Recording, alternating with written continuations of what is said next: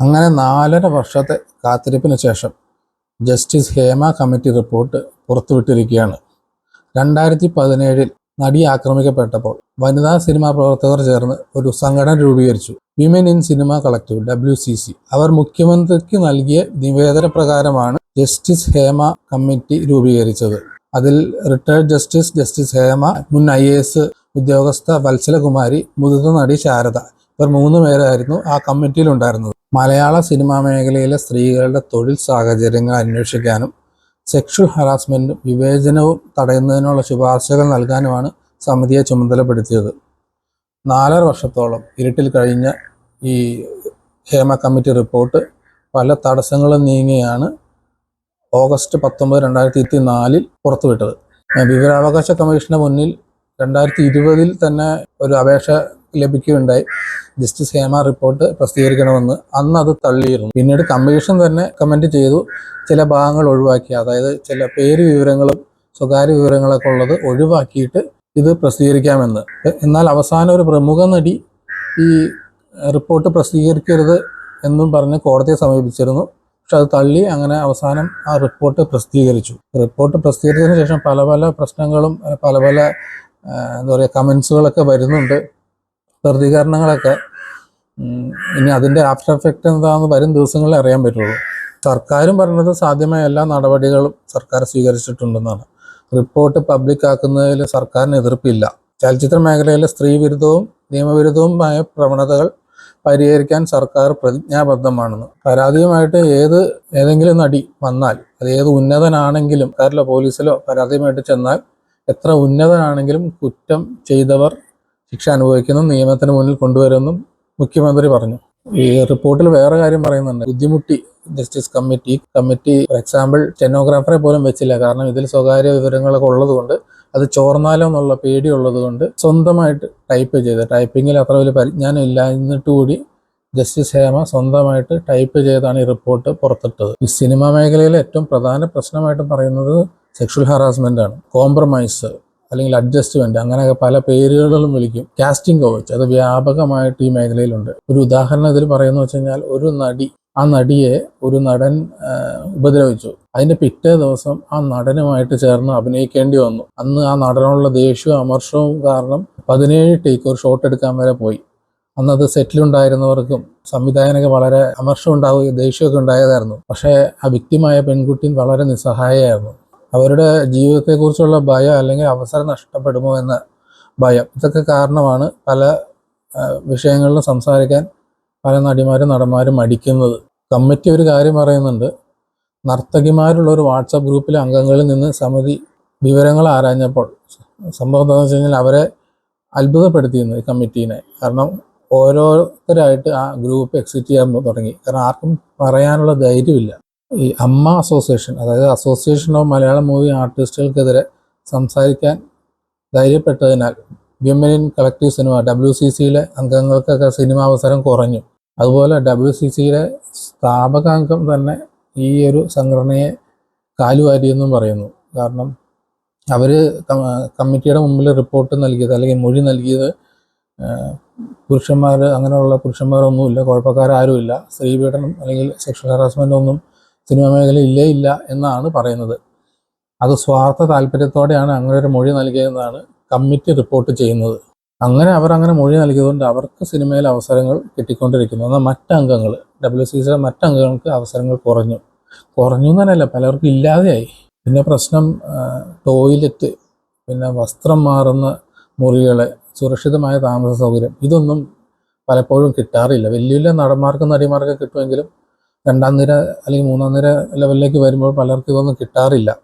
ഈ ടോയ്ലറ്റ് ഇല്ലാത്തതുകൊണ്ട് പല സ്ത്രീകളും വെള്ളം പോലും കുടിക്കാൻ മടിയും. അങ്ങനെ അവർക്കത് ഇൻഫെക്ഷനായി ആശുപത്രിയിൽ പോയ കേസുകൾ വരെയുണ്ട്. ഈ പുരുഷന്മാരുടെ വാദം എന്ന് വെച്ച് കഴിഞ്ഞാൽ, സ്ത്രീയുടെ അതൊക്കെ ഒന്ന് അഡ്ജസ്റ്റ് ചെയ്യണമെന്നാണ്. സിനിമയിൽ ഒരു മാഫിയ പ്രവർത്തിക്കുന്നുണ്ട്. അപ്പോൾ ആർക്കെതിരെ എപ്പോൾ വേണമെങ്കിലും വിലക്ക് വരാം. ഒരു കഴിവുമില്ലാത്ത കാര്യത്തിൽ പോലും ഒരു പ്രമുഖ നടനെ വിലക്കിയിട്ടുണ്ട്.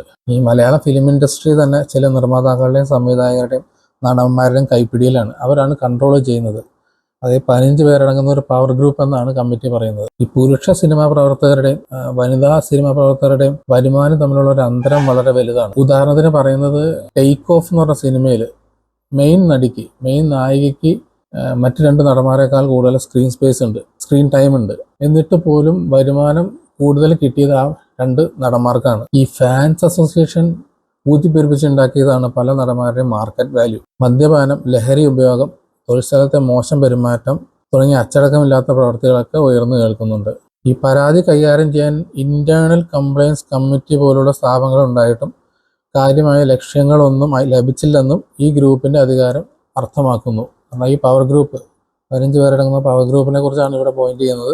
ICC, അതായത് ഇന്റേണൽ കംപ്ലയൻസ് കമ്മിറ്റിയുടെ മുന്നിൽ ആരും പരാതി പറയാത്തതിന്റെ കാരണം, ആരെങ്കിലും പരാതി പെട്ടാൽ പിന്നെ ആ പരാതി നാട് മുഴുവൻ പാട്ടാവും. ഒരു രഹസ്യ സ്വഭാവം കാത്തു സൂക്ഷിക്കുന്നില്ല അവിടെ. ഈ ശരിയായ കരാറുകളുടെ അഭാവം പലപ്പോഴും തൃപ്തികരമല്ലാത്ത പ്രതിഫലം, മോശം വേതനം, ചിത്രീകരണ സമയത്തുള്ള അസ്വസ്ഥത, ഇങ്ങനെ പല പ്രശ്നങ്ങളിലേക്ക് നയിക്കുന്നു. അതുപോലെ സിനിമാ ലൊക്കേഷനുകളിൽ സ്ത്രീകൾ സുരക്ഷിതരല്ല എന്നാണ് പൊതുവെ പറയപ്പെടുന്നത്.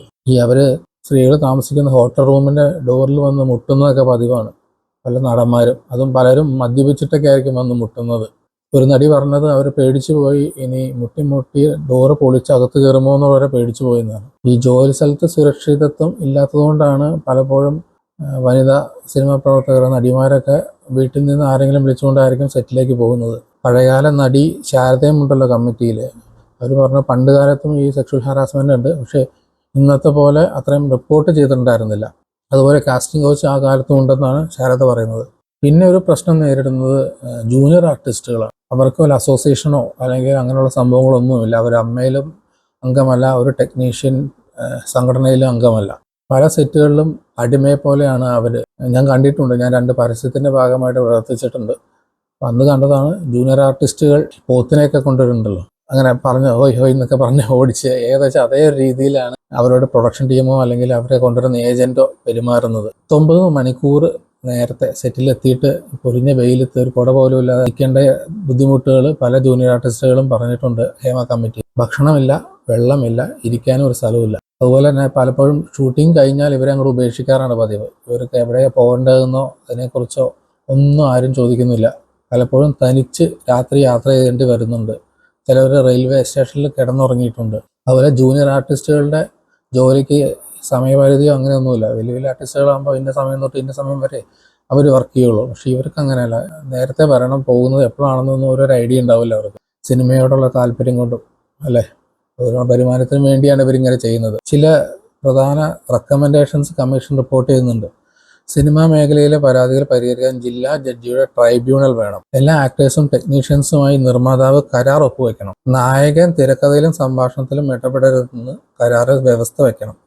അത് പലരും തിരക്കഥ തിരുത്തുന്ന നടന്മാരെന്നുള്ള പേര് കേട്ടിട്ടുള്ള പല നടന്മാരും ഉണ്ടല്ലോ. ജൂനിയർ ആർട്ടിസ്റ്റുകൾക്ക് മിനിമം വേതനം നിശ്ചയിക്കണം. അത് ബാങ്ക് വഴി നൽകണം. അതുപോലെ ഒരേ തരത്തിലുള്ള ജോലി ചെയ്യുന്ന സ്ത്രീയും പുരുഷനും തുല്യമായ വേതനം കൊടുക്കണം. പിന്നെ അസിസ്റ്റന്റ് ഡയറക്ടേഴ്സ്, അവരും അതെട്ടോ വളരെ കഷ്ടപ്പെടുന്ന ഒരു വിഭാഗമാണ്. പക്ഷെ അവർക്ക് പുറത്ത് പറയാൻ പറ്റുന്ന തരത്തിലുള്ള ഒരു വേതന പോലും കിട്ടുന്നില്ല. അവരുടെ എക്സ്പീരിയൻസും കഴിവൊക്കെ നോക്കി അവരുടെ വേതനവും നല്ല രീതിയിൽ നിശ്ചയിക്കണമെന്നാണ് കമ്മിറ്റി പറയുന്നത്. പിന്നെ മദ്യം, ലഹരി വസ്തു ഉപയോഗം ഇതൊക്കെ സെറ്റിൽ അനുവദിക്കില്ലെന്ന് നിർമ്മാതാക്കൾ ഉറപ്പിക്കണം. എന്തെങ്കിലും തരത്തിലുള്ള ഒരു കുറ്റകൃത്യം സെറ്റിൽ സംഭവിച്ചാൽ ഉടനെ തന്നെ അടുത്ത ലോക്കൽ പോലീസിൽ അറിയിക്കണം. സെക്ഷൽ ഹാരാസ്മെന്റ് അടക്കമുള്ള കുറ്റക്കാർക്ക് കർശന ശിക്ഷ ഉറപ്പാക്കുന്ന നിയമം നിർമ്മിക്കണമെന്നാണ് കമ്മിറ്റി റിപ്പോർട്ടിൽ പറയുന്ന ഒരു ശുപാർശ. സിനിമാ മേഖലയിൽ സ്ത്രീ സാന്നിധ്യം വർദ്ധിപ്പിക്കണം. പിന്നെ സിനിമയിലെ തീരുമാനം എടുക്കുന്ന സമിതികളിൽ 50% സ്ത്രീകളായിരിക്കണം. പിന്നെ ഒന്നും പറയുന്നത് സംസ്ഥാന ചലച്ചിത്ര പുരസ്കാരത്തിൽ മികച്ച വനിതാ നിർമ്മാതാവ്, സംവിധായക, ക്യാമറ വുമൺ, വനിതാ റൈറ്റർ തുടങ്ങിയ പുരസ്കാരങ്ങളിൽ ഏർപ്പെടുത്തണം. അങ്ങനെ നീളുന്നു ശുപാർശകളൊന്നും സത്യം പറഞ്ഞാൽ ചിലതൊന്നും പ്രാക്ടിക്കൽ അല്ല എൻ്റെ ഒരു അഭിപ്രായത്തിൽ. ജസ്റ്റിസ് ഹേമ കമ്മിറ്റി റിപ്പോർട്ടിൽ പുറത്തു വരാത്തത് അതിഭീകരമായ സംഭവങ്ങളാണെന്നാണ് പറയപ്പെടുന്നത്. 296 പേജ് റിപ്പോർട്ടിലെ പല പേജുകളും പൂർണ്ണമായിട്ടും പുറത്തുവിട്ടിട്ടില്ല. പിന്നെ അത് തന്നെയല്ല, ഇതിനെൻ്റെ അനുബന്ധമായിട്ടുള്ള ഒരു റിപ്പോർട്ടുണ്ട്. ഈ ചലച്ചിത്ര മേഖലയിലെ നടിമാരും സാങ്കേതിക പ്രവർത്തകരായ വനിതകളും നൽകിയ മൊഴികൾ അടങ്ങുന്ന 400 പേജ് വരുന്ന ഈ ഭാഗം, അതും പുറത്തുവിട്ടിട്ടില്ല. ഉന്നതർ ഉൾപ്പെടുന്ന വാട്സപ്പ് ചാറ്റ്, സ്ക്രീൻഷോട്ട്, കമ്മിറ്റി ഒപ്പിട്ട് വാങ്ങിയ മൊഴി ഉൾപ്പെടുന്നു. ഇനി ഇതിൽ സ്വകാര്യതയെ ബാധിക്കുന്നു എന്ന പേരിൽ 48, 49 എന്നീ പാരഗ്രാഫ്, 165 മുതൽ 169 വരെയുള്ള പാരഗ്രാഫ്, കൂടാതെ 61 പേജുകൾ ഒഴിവാക്കി. കമ്മിറ്റി റിപ്പോർട്ടിൽ പ്രധാനമായും പറയുന്നത് സിനിമാ മേഖലയിലെ സെക്ഷൽ ഹറാസ്മെന്റ് ആണല്ലോ. പക്ഷെ അതൊരു പുതിയ അറിവല്ല എന്നാണ് പലരുടെയും വാദം. ഒരു പരിധിവരെ ശരിയാണ്. പണ്ട് മുതലേ പൊതുജനവും പറയാറുണ്ട് സിനിമാ മേഖലയിലെ ഈ സെക്ഷൽ ഹറാസ്മെന്റിനെ കുറിച്ച്. മാതാപിതാക്കളുമായി ജോലിക്ക് പോകുന്ന ഏക തൊഴിൽ മേഖല സിനിമയാണ്. ഈ കമ്മീഷൻ രേഖപ്പെടുത്തിയ പല മർമ്മപ്രധാനമായ വിവരങ്ങൾ സ്വകാര്യതയെ പറഞ്ഞ് പുറലോകം കാണാതെ ഇരുട്ടിൽ കിടക്കുന്നു. ഈ പുറത്തു വന്ന വിവരങ്ങൾ എല്ലാം ഒരു ജനറലൈസ്ഡ് ആയിട്ടുള്ള ഒരു ഇൻഫർമേഷനാണ്. അത് അറിയാത്തതൊന്നുമല്ല പലർക്കും. അത് വെച്ചൊരു നിയമ നടപടി സ്വീകരിക്കാൻ പറ്റില്ല. വേണ്ടത് ആര്, എന്ത്, എപ്പോൾ, എങ്ങനെ, എവിടെ വെച്ച് എന്ത് ചെയ്തു എന്നുള്ളത് പുറത്തു വന്നാലാണ് കോടതിക്കോ അല്ലെങ്കിൽ നിയമങ്ങൾക്കോ ഇടപെടാൻ കഴിയുള്ളൂ. ആരോപണങ്ങൾ വെച്ച് വെറുതെ കേസെടുക്കാൻ പറ്റില്ലല്ലോ. സ്വകാര്യതയുടെ മറ നീക്കി അത് പുറത്തു വന്നാൽ പൊതു താല്പര്യ ഹർജികൾ വരെ ഫയൽ ചെയ്യാമെന്ന് വിദഗ്ധർ പറയുന്നു. കൂടാതെ FIR രജിസ്റ്റർ ചെയ്യേണ്ടതായിട്ട് വരും. എത്ര ഉന്നതനാണെങ്കിലും കുറ്റമല്ലാതാകില്ലല്ലോ. പക്ഷെ പരാതിയുമായി മുന്നിൽ വരാൻ മുതിർന്ന നടിമാർ വരെ ഭയക്കുന്നു. പരാതിയുമായി സർക്കാരിനെയോ പോലീസിനെയോ സമീപിച്ചാൽ എല്ലാ നിയമസഹായവും കൊടുക്കും. അതുപോലെ തന്നെ കുറ്റക്കാർ എത്ര വലിയ ഉന്നതരാണെങ്കിലും അവരെ നിയമത്തിന് മുന്നിൽ കൊണ്ടുവരുമെന്നും മുഖ്യമന്ത്രി പറഞ്ഞത്. ഇനി ചെയ്യേണ്ടതെന്ന് വെച്ച് കഴിഞ്ഞാൽ ഇതിൽ കുറ്റാരോപിതരായ ആൾക്കാരെ വിളിച്ചു വരുത്തി ചോദ്യം ചെയ്യണം. അതുകൂടാതെ ഈ ഹേമ കമ്മിറ്റി റിപ്പോർട്ട് പുറത്തുവിടണം. അത് ഫുൾ, ഒരു ഭാഗം പോലും ഒഴിവാക്കാതെ ഈ റിപ്പോർട്ട് പുറത്തുവിടണം. പോക്സോ കേസിന്റെ പരിധിയിൽ വരാവുന്ന കുറ്റങ്ങൾ വരെ ഉണ്ടെന്നൊക്കെയാണ് കേൾക്കുന്നത്. ജാമ്യമില്ലാ വകുപ്പിൽ ജയിലിൽ അടയ്ക്കപ്പെടേണ്ട സംഭവങ്ങളിൽ സിനിമാ താരം എന്ന പ്രിവിലേജ് കൊണ്ട് രക്ഷപ്പെടുന്നു. റിപ്പോർട്ട് വന്നതിന് ശേഷം പല പ്രതികരണങ്ങൾ വരുന്നുണ്ട്. WCC അംഗം പാർവതി പറയുന്നത് സർക്കാർ 4.5 വർഷം വൈകിക്കാതെ റിപ്പോർട്ട് പുറത്തു വിട്ടിരുന്നുവെങ്കിൽ നിരവധി ജീവിതങ്ങൾ മാറിയേനെ എന്നാണ്. ഈ പുരുഷന്മാർ വരെയായിട്ടുണ്ട്. തിലകനും വിനയനൊക്കെ അതിൻ്റെ ഒരു എക്സാമ്പിളാണ്.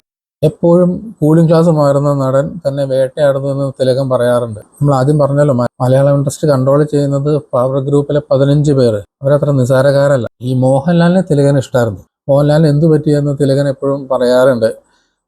ലാലും ആ ഒരു പവർ ഗ്രൂപ്പിന്റെ കൂടെ, അല്ലെങ്കിൽ അവർ തിലകൻ ഉദ്ദേശിക്കുന്ന ഗ്രൂപ്പിന്റെ കൂടെ കൂടിയോ എന്നൊക്കെ തിലകൻ സൂചിപ്പിച്ചിട്ടുണ്ടെന്ന് അദ്ദേഹത്തിന്റെ ഒരു സുഹൃത്ത് ഒരു മാധ്യമത്തിന് സംസാരിച്ചപ്പോൾ പറഞ്ഞിരുന്നു. അതുപോലെ തന്നെ വിനയനുമായിട്ടുള്ള അടുപ്പം, തിലകനുണ്ടായിരുന്ന അടുപ്പവും ദോഷകരമായിട്ട് ബാധിച്ചു. വിനയൻ എപ്പോഴും ഒരു പുകഞ്ഞ കൊള്ളിയാണ്. കൂടുതൽ പ്രശ്നങ്ങൾ ഉണ്ടായത് വിനയന്റെ സിനിമയിൽ തിലകൻ അഭിനയിച്ചപ്പോഴാണ്. തിലകൻ സീരിയലിൽ പോലും അഭിനയിക്കാതിരിക്കാൻ, അല്ലെങ്കിൽ സീരിയലിൽ നിന്ന് തന്നെ ഒഴിവാക്കാൻ വേണ്ടി ആത്മ എന്ന് പറഞ്ഞ സംഘടനയുടെ പ്രസിഡന്റ്, സീരിയലിൻ്റെയാണ് സംഘടനയുടെ പ്രസിഡന്റ് ശ്രമിച്ചു എന്നാണ് ഈ ഒരു സുഹൃത്ത് പറയുന്നത്. അതായത് ഗണേഷ് കുമാർ, നമ്മുടെ മന്ത്രി ഗണേഷ് കുമാർ പ്രസിഡന്റായ സംഘടന ഉള്ളിടത്തോളം കാലം സീരിയലിൽ അഭിനയിക്കാൻ പറ്റില്ല എന്നാണ് തിലകൻ പറഞ്ഞത്. ഇനി ഈ റിപ്പോർട്ടിന്റെ കൂടെ ചേർത്ത് വായിക്കേണ്ട വേറൊരു റിപ്പോർട്ടുണ്ട്. കുറച്ചധികം നാൾ മുമ്പ് വന്ന കോമ്പറ്റീഷൻ കമ്മീഷൻ റിപ്പോർട്ട്. പല പ്രമുഖരെയും സിനിമയിൽ നിന്ന് വെട്ടിയത് മമ്മൂട്ടി, മോഹൻലാൽ, ദിലീപ് തുടങ്ങിയവരുടെ ലോബിയാണെന്നാണ് ആ റിപ്പോർട്ടിൽ പറയുന്നത്. സംവിധായകൻ വിനയന്റെ വിലക്കിന്റെ കേസിലാണ് കോമ്പറ്റീഷൻ കമ്മീഷൻ ഇതിന്റെ ആസൂത്രിത നീക്കങ്ങൾ തുറന്നു കാണിച്ചത്. വിലക്ക് ലംഘിച്ച് വിനയന്റെ സിനിമയിൽ അഭിനയിച്ചതിന് തിലകനെ അമ്മ അസോസിയേഷനിൽ നിന്ന് പുറത്താക്കി. അതുപോലെ തന്നെ ഇന്ദ്രൻസിനെയും മുതിർന്ന നടൻ മധുവിനെയും വിനയന്റെ സിനിമയിൽ അഭിനയിക്കുന്നതിൽ നിന്ന് പറഞ്ഞ് പിന്തിരിപ്പിച്ചു. നടൻ ജയസൂര്യയെ ഭീഷണിപ്പെടുത്തി, ഒരു പ്രമുഖ സംവിധായകൻ ഭീഷണിപ്പെടുത്തി. തനിക്കെതിരെ വിനയൻ സംസാരിച്ചതോടെ മാക്ട എന്ന സംഘടന ദിലീപ് തകർത്തു. അതിന് അമ്മ അസോസിയേഷനും കൂട്ടുനിന്നു. ഈ മാക്ടയുടെ തകർച്ചയ്ക്കും FKയുടെ ഉയർച്ചയ്ക്കും പവർ ഗ്രൂപ്പിലെ ഒരാളാണ് കാരണമെന്ന് ജസ്റ്റിസ് ഹേമ റിപ്പോർട്ടിൽ പറയുന്നുണ്ട്. അവസാനം എന്നേ പറയാനുള്ളൂ, മനസ്സിൽ ആരാധിച്ചിരുന്ന വിഗ്രഹങ്ങളൊക്കെ മിക്കവാറും ഉടയും. ഇന്നലെ പുറത്തുവന്ന ഹേമ കമ്മിറ്റി റിപ്പോർട്ട് മലയാള സിനിമയ്ക്ക് ഒത്തിരി വലിയ ഡാമേജ് ഉണ്ടാക്കുന്ന ഒന്നാണ്. പുതിയ തലമുറയെ ഈ സിനിമയിലോട്ട് വരാനുള്ള അവരുടെ ആഗ്രഹത്തിനെ ആശങ്കപ്പെടുത്തുന്ന രീതിയിൽ പോലും തോന്നിക്കാവുന്ന റിപ്പോർട്ടാണ് ജസ്റ്റിസ് ഹേമയുടേതായിട്ട് വന്നിരിക്കുന്നത്. ഇതിനെ വളരെ ലഘൂകരിച്ചുകൊണ്ട് സംസാരിക്കുന്ന, അല്ലെ ഇത്രയല്ലേ ഉള്ളൂ, ഇതിലും വലിയത് ഞങ്ങൾ കണ്ടിട്ടുണ്ടെന്നുള്ള രീതിയിൽ സംസാരിക്കുന്നവർ, നമ്മുടെ മന്ത്രിമാർ വരെ ചിലർ സംസാരിക്കുന്നത് ഞാൻ കണ്ടു, സിനിമാക്കാർ സംസാരിക്കുന്നത് കണ്ടു. അവരോട് എനിക്ക് പറയാനുള്ളത്, ഇനിയും ഉറക്കം നടിക്കരുത്. അത് ഇൻഡസ്ട്രിയെ കൂടുതൽ കുഴപ്പത്തിലോട്ട് കൊണ്ടുവരും എന്നാണ് എനിക്ക് പറയാനുള്ളത്. സ്ത്രീകൾക്ക് സുരക്ഷ നൽകുന്ന കാര്യത്തിൽ ഹേമ കമ്മിറ്റി നിർദ്ദേശിച്ചിരിക്കുന്ന നിർദ്ദേശങ്ങൾ ശക്തമായിട്ട് നടപ്പാക്കണം. അതിനോടൊപ്പം തന്നെ എനിക്ക് പറയാനുള്ളത്, ഈ സിനിമാ രംഗത്തെ മാഫിയ ഗ്രൂപ്പിന്റെ പീഡനം, ലൈംഗികമായിട്ടല്ലെന്ന് മാത്രമേ ഉള്ളൂ, ഏറ്റവും ശക്തമായ പീഡനം ഏറ്റുവാങ്ങിയിട്ടുള്ള ഒരു അഫക്റ്റഡ് പേഴ്സണാണ് ഞാൻ. അതുകൊണ്ട് തന്നെയാണ് എനിക്ക് ഇക്കാര്യത്തിൽ ശക്തമായിട്ട് ചില കാര്യങ്ങൾ പറയാനുള്ളത്. ഞാനത് വർഷങ്ങൾക്ക് മുമ്പ് പറഞ്ഞതാണ്. ഈ രീതിയിലുള്ള പോക്ക് മലയാള സിനിമയ്ക്ക് ശരിയല്ല. ഇപ്പോൾ പറയുന്ന ഈ 15 അംഗ പവർ ഗ്രൂപ്പ്, ഈ ഗ്രൂപ്പിനെ പറ്റി മലയാള സിനിമയിൽ ഉണ്ടാക്കിയ ഒരു ട്രേഡ് യൂണിയൻ, തൊഴിലാളികൾക്ക് വേണ്ടി ഉണ്ടാക്കിയ ഒരു ട്രേഡ് യൂണിയന്റെ ജനറൽ സെക്രട്ടറി എന്നുള്ള നിലയിൽ അന്ന് ആ ട്രേഡ് യൂണിയൻ ഉണ്ടാക്കിയത് താഴെക്കിടയിലുള്ള തൊഴിലാളികൾക്ക് വേണ്ടിയായിരുന്നു. ജൂനിയർ ആർട്ടിസ്റ്റുകളുടെ യൂണിയനാണ് ആദ്യമായിട്ട് അവിടെ ഞങ്ങൾ ഉണ്ടാക്കിയത്. അതിനുശേഷമാണ് സംവിധായകരുടെയും ക്യാമറാമാന്റെയും ഒക്കെ ഉണ്ടാക്കിയത്. ജൂനിയർ ആർട്ടിസ്റ്റുകളുടെയും ഡ്രൈവർമാരുടെയും അസിസ്റ്റന്റുമാരുടെയും പാത്രം കഴുകുന്ന പ്രൊഡക്ഷൻ വിഭാഗത്തിന്റെയും ഒക്കെ യൂണിയനാണ് ആദ്യം ഉണ്ടാക്കിയത്. ജൂനിയർ ആർട്ടിസ്റ്റുകളായിട്ട് ജോലി ചെയ്ത് മുന്നോട്ട് വരുന്ന സ്ത്രീകൾക്ക് വേണ്ടി വലിയ തീരുമാനങ്ങൾ എടുത്തിരുന്നു. പക്ഷെ അതെല്ലാം ഈ പറയുന്ന, എന്റെ ഭാഷയിൽ പറഞ്ഞ ഈ വരേണ്യവർഗത്തിനൊട്ടും ഇഷ്ടപ്പെട്ടിരുന്നില്ല. ഇന്നത്തെ പത്രത്തിൽ വളരെ വ്യക്തമായിട്ട് എഴുതിയിരിക്കുന്നു, മാക്ട തകർത്തതിന്റെ മുന്നിൽ നിന്നതൊരു നടനായിരുന്നു. അദ്ദേഹം 40 ലക്ഷം രൂപ അഡ്വാൻസ് മേടിച്ചിട്ട് ആ സിനിമ ചെയ്യണമെങ്കിൽ സംവിധായകനെ മാറ്റണമെന്ന് പറഞ്ഞപ്പോൾ ആ മാക്ട അന്ന് ന്യായത്തിന്റെ കൂടെ നിന്നു, നിർമ്മാതാവിനോട് നിന്നു. അതിന്റെ പേരിൽ ആ നടൻ സംഘടനയെ തകർത്തു. അതാണ് സംഭവം. ഇനി അങ്ങോട്ട് പല പല വാർത്തകളും പല പല വിവരങ്ങളും പുറത്തു വരാനിരിക്കുന്നു.